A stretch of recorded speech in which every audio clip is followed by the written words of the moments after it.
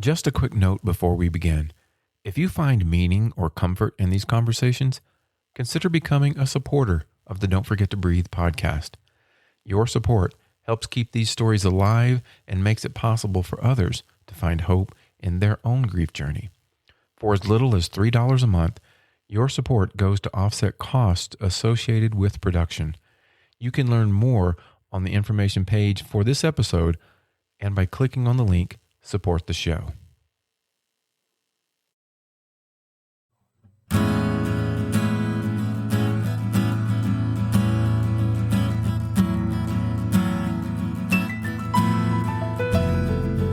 Welcome to Don't Forget to Breathe. I'm Bruce Barker, here with my co-host, Kristin Glenn. Don't Forget to Breathe is a space where grieving parents find a voice, hope, and connection. Today's conversation is one that carries both deep heartbreak and deep love. Kristin and I sat down with Jamie, a mother whose son Parker died in a tragic accident during the Baja 500 in Mexico. Cooper, Parker's brother, also joined us to talk about his journey after losing his brother. We'll hear from Cooper in part 2. Parker was only 10 years old, but as you'll hear today, his life was loud, joyful, fearless, and deeply connected to the people around him. This episode is not just about loss.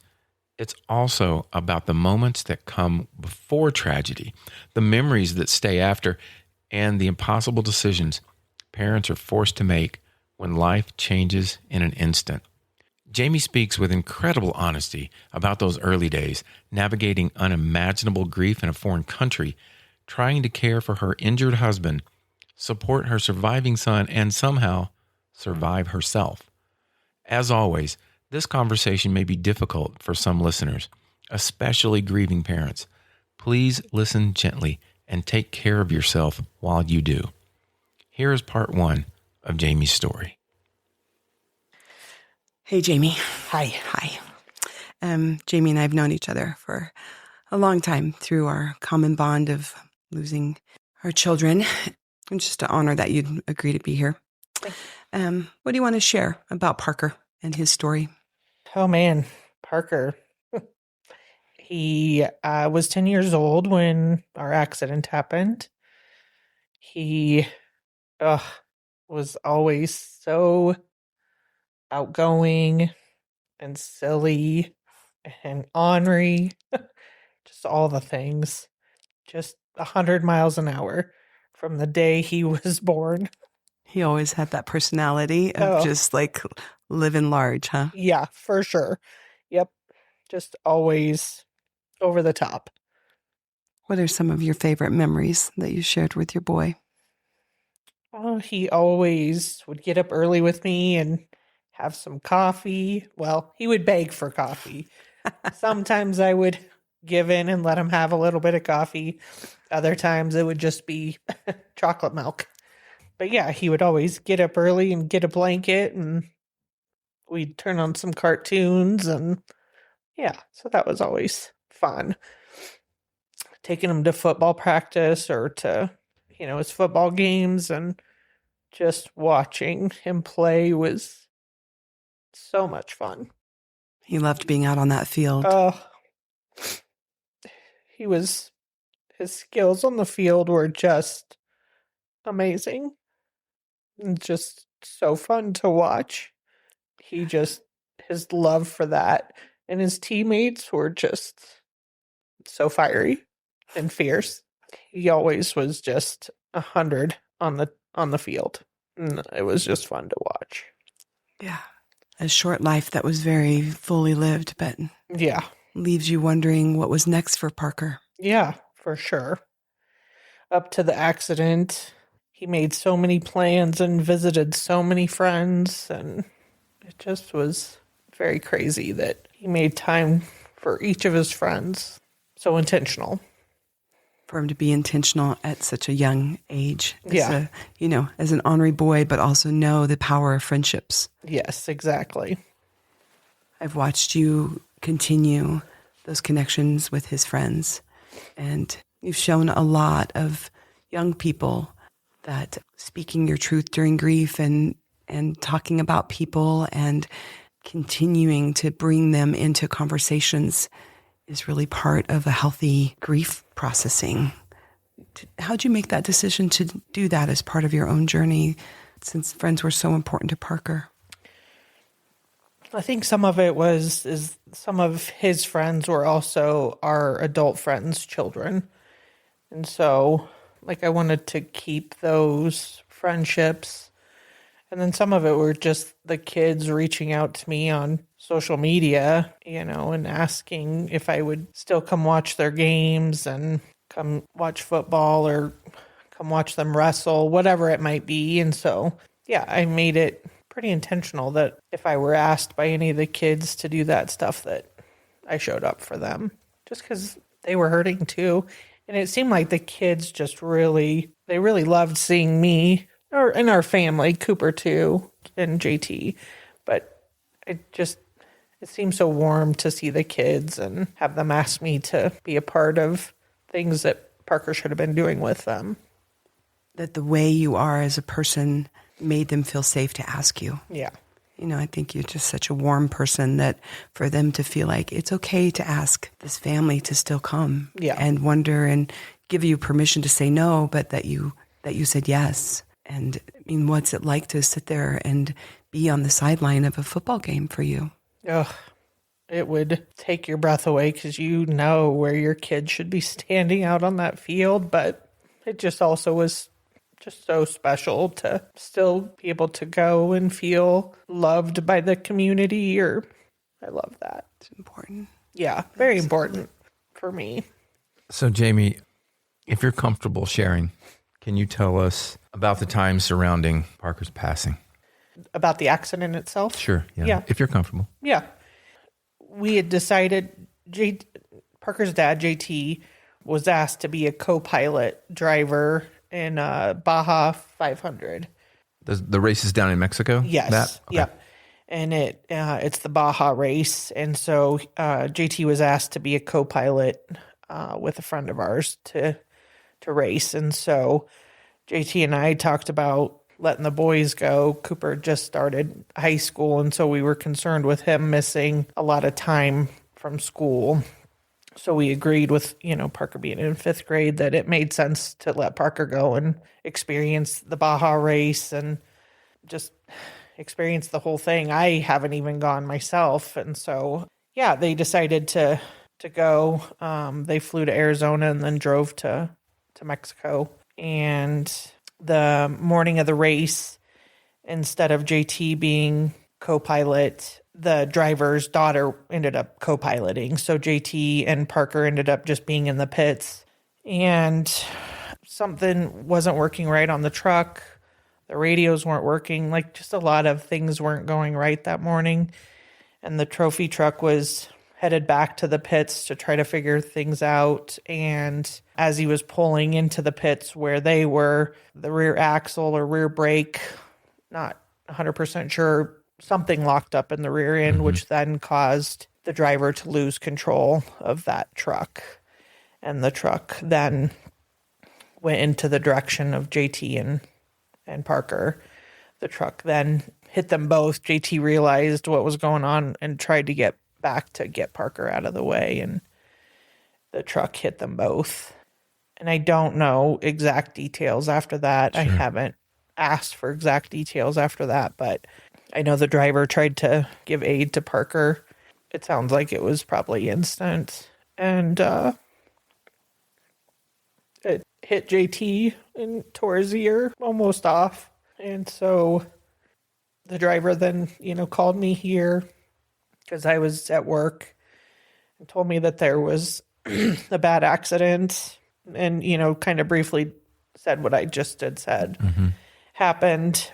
I could hear, JT in the background, but I couldn't get him to get on the phone to talk to me, to tell me what was going on. And so then, we hung up and JT was taken by ambulance to the Ensenada hospital to get treatment, to get his ear put back on. And I'm not sure where Parker was transported at that time, but the driver was arrested right after that happened. And so there was just so many so many layers to all of it. I flew to San Diego. A friend of mine came. Unfortunately, none of my family members had passports. So a friend came, and JT's mom came with us, and we flew to San Diego, we were picked up and then drove down to Ensenada. Yeah. And then after that, went straight to the hospital. And then the next day we had to go to the police station to get our friend, the driver, out of jail. We had to figure that all out the next day. And then the day after that, then I went to the Mexico morgue. I don't even really know, with my friend and another person. And the other friend of ours went in and, identified Parker because they didn't recommend I do any of that. He did that, and then they transferred him to the funeral home. But being in another country was just terrible. You have people that are translating stuff, and I'm at a funeral home that isn't giving me any options. It just was terrible. Yeah. Terrible not to have at least somebody that could speak English that was your friend, or Spanish, I meant, that was your friend. Or I'm sorry, and thank you for sharing. Yeah, you're welcome. What do you remember most? And I know for me, everything was a fog after I lost my daughter, but what do you remember most in those early days after losing Parker? I don't remember a lot. Like, I remember just tiny bits and pieces sitting in the airport, trying to get a hold of the embassy to have them help us find where they transported Parker. I remember a little bit of that, but I don't really remember the drive to the airport. I don't remember flying on the plane. I remember a little bit of seeing our friends picking us up at the San Diego airport. So much of it is just a fog. Yeah. I remember a little bit at the police station. I remember a little bit outside, their, like I said, I don't know if it was their morgue or kind of what it was. I remember sitting out there for a minute. We were in Mexico, I think, 5 days. I do remember when we walked to the beach after, they let JT out. But yeah, it was just this whirlwind of, this isn't really happening. It was just so bizarre. And to even look back and just realize how much of it I don't remember is really weird too. I think with one, just the shock of losing your child, because I found out I was 20 miles away from where I was working. That's when I found out. I don't remember the drive back. There's a lot of things that I don't remember. But for you were also navigating something, just in being in a foreign country, and there were so many other layers to navigate on top of that. If you can't even remember, how do you think you did it? You just kind of put your head down and because you also have JT's got, there's injuries. So there's, you're balancing a lot. Right. It almost feels like afterwards, when I got the call, I left and I went and got my oldest son, Cooper, from his school because I didn't know for sure what was going on. Because in my mind at that time, I'm like, Parker's going to be fine. This isn't really happening. I'm going to go get Cooper. We're going to go home and wait.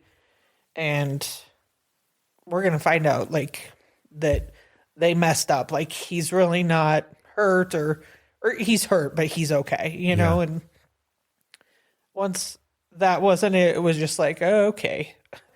Now it's you put on this armor to just push through.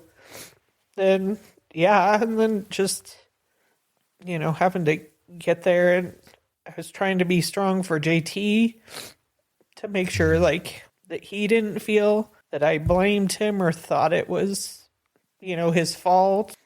Yeah, just trying to, I couldn't even just worry about just taking care of Parker. There was just so many bigger layers, getting our friend out of the jail and, making sure the hospital was taking care of JT because the hospitals are over there a lot different than here. But the doctor over there was amazing. He was phenomenal. But yeah, I just feel like I just went in there and just put on this face and just got it done. It was the weirdest thing ever.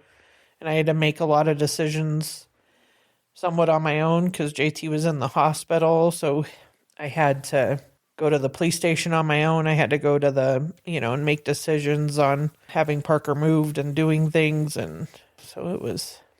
You put on that mom armor. Yeah, for sure. And just, for our listeners to know, Cooper is here with us as well. And we're going to talk to Cooper in a little bit also. So how has this affected your family dynamic? Because everyone's loss, as we know, we've talked about men and women grieving differently. That's a couple, but now with Cooper, like basically the whole family dynamic, how has that affected everyone as far as your connection together, grieving separately? What can you speak to on that? I mean, I think at first it was super tough because, all were grieving different. I feel like sometimes I just was so deep in my own grief that I wasn't paying much attention to Cooper's grief and what he was going through. And say for JT, I feel like you start getting into you just are just trying to survive the days. And then it makes it hard to try to also check on others.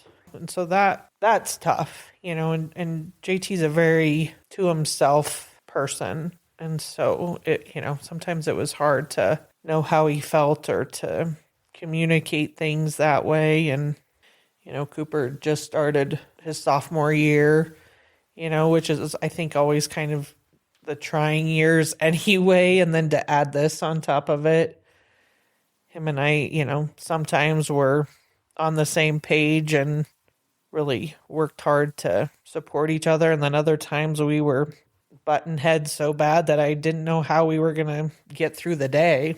But now I feel like, we're really close and that we try to, honor things about Parker and check on each other a little bit better than at first.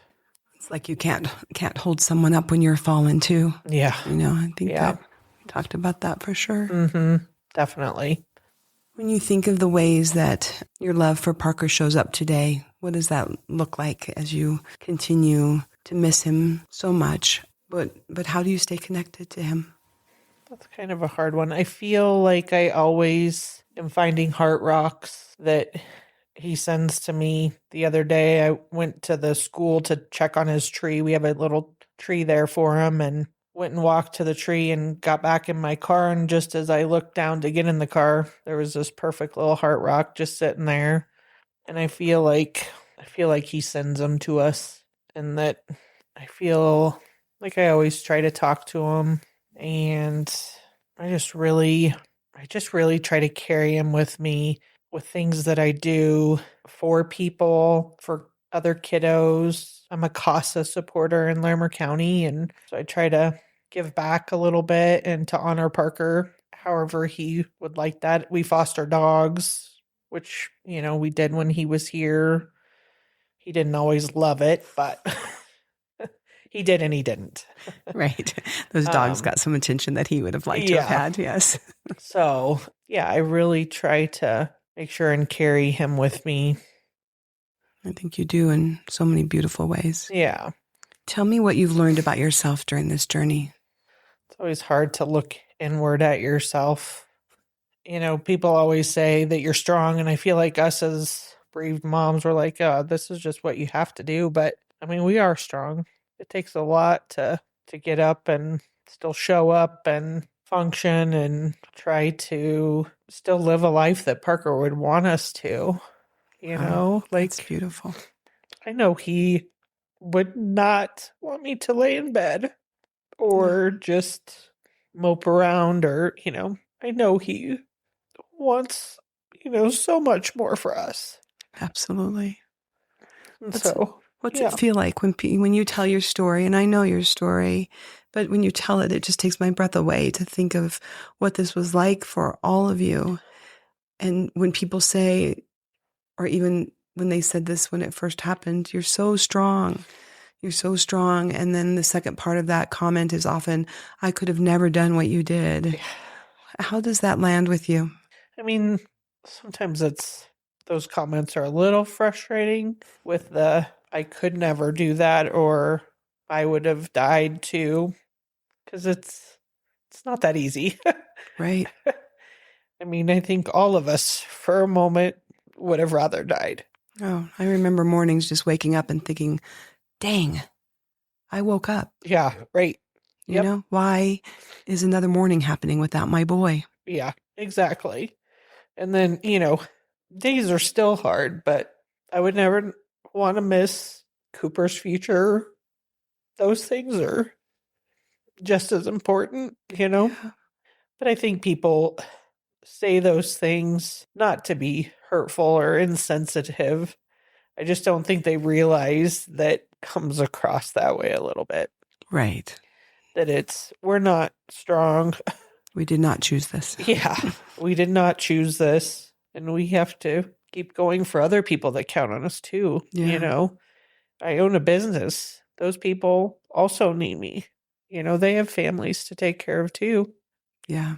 I've always been struck, as you and I have talked about, your focus on others, your focus on the fact that there are others that need you, whether it's the friends of Parker's or the families that work with your business. I think that's just such an incredible statement about who you are and possibly how you live Parker's reality of thinking of others. When you imagine someone that is new to their grief and a tragedy has just happened, what would you tell them? I don't know that there's any right words to tell someone, but I would tell them to try to seek help or find people that are further down their grief than they are to just sit with them. I don't know that there's any right words, but to be able to sit with somebody that knows your pain really, unfortunately, is the most comforting feeling, the saddest, but it's also so comforting to just have somebody tell you, I remember that. I remember exactly how that felt. Or I remember it'd be 6 months later and it'd still feel like yesterday, but also feel tens of years away. Yeah. Just so bizarre. That time warp is so strange, isn't it? Yeah. And that with time, it does change.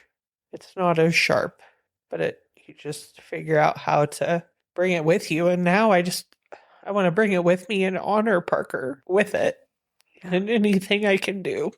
Make sure he's remembered. Yeah, for sure.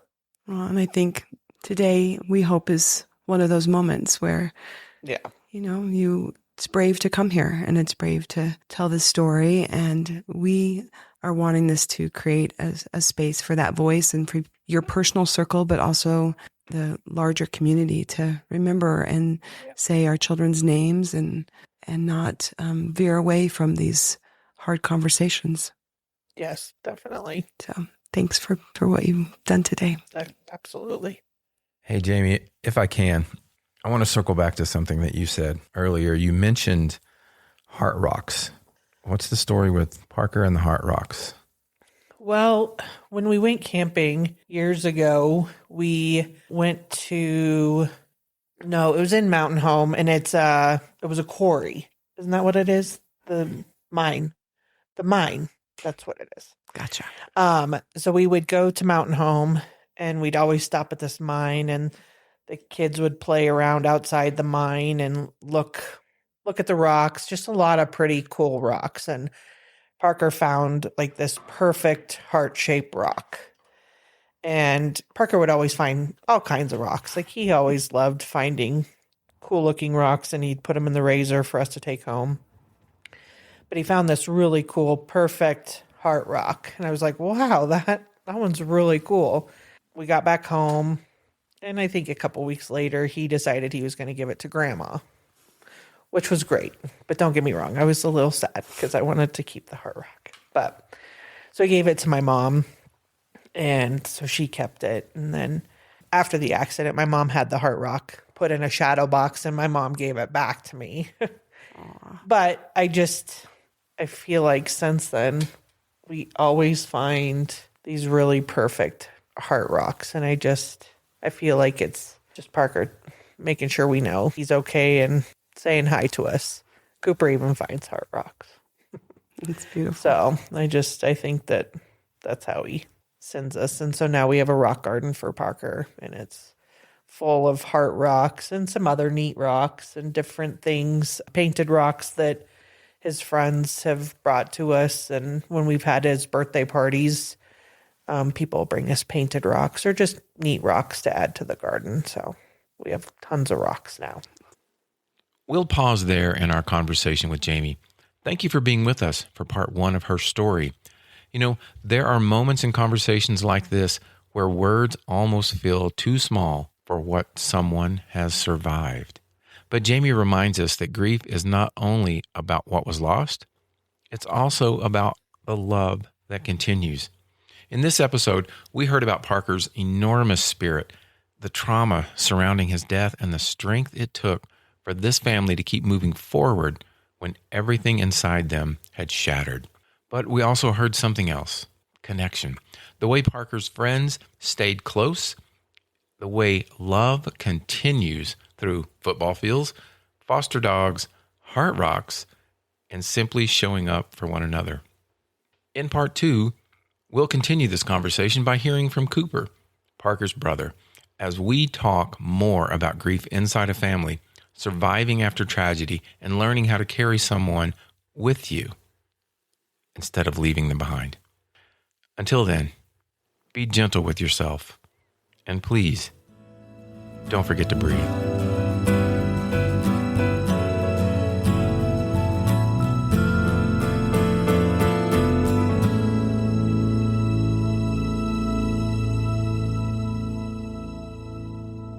One more thing. This podcast is for informational and educational purposes only.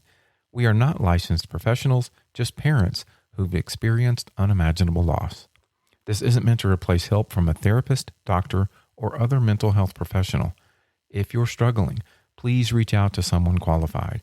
You are not alone. You can also contact us by going to the show notes and click on Send Us a Text, or you can visit us at our new website, don'tforgettobreathefoundation.org. Feel free to email us at support@don'tforgettobreathefoundation.org. That's support@don'tforgettobreathefoundation.org.